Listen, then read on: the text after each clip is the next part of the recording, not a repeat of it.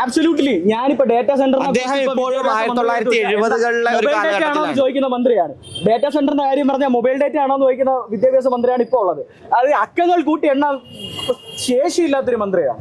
അതായത് 1970-കളിലെ ഉട്ടോപ്യൻ ആശയങ്ങളും വെച്ച് ഈ സംസ്ഥാനം ഭരിക്കുന്ന ഒരു വിദ്യാഭ്യാസ മന്ത്രിയാണ്. അതല്ല നമുക്ക് ആവശ്യമുള്ളത്. നമ്മുടെ ലക്ഷ്യം എന്ന് പറയുന്നത് കൃത്യമായ തൊഴിൽ നടപ്പാക്കിക്കൊണ്ടുള്ള അത് വിദ്യാർത്ഥികളുടെ യുവാക്കളുടെ ആവശ്യങ്ങൾ മനസ്സിലാക്കുന്ന ഒരു വ്യക്തിയാണ്. ആ ആവശ്യങ്ങൾ മനസ്സിലാക്കുന്ന ഒരു വിഷണറിയായ ലീഡറാണ് ശ്രീ RC എന്നതുകൊണ്ടാണ് ഞങ്ങൾ ഇന്ന് ഇവിടെ എത്തിച്ചേർന്നത്. ഇപ്പൊ ഹൗസിംഗ് ഇൻഫ്രാസ്ട്രക്ചറിന്റെ കാര്യം തന്നെ പറഞ്ഞു. ആളുകൾക്ക് വീട് വെച്ച് കൊടുക്കുന്ന പ്രോഗ്രാമാണ്. എത്ര പ്രോഗ്രാമുകളാണ് ഇപ്പൊ തന്നെ കെട്ടിക്കിടക്കുന്നത്.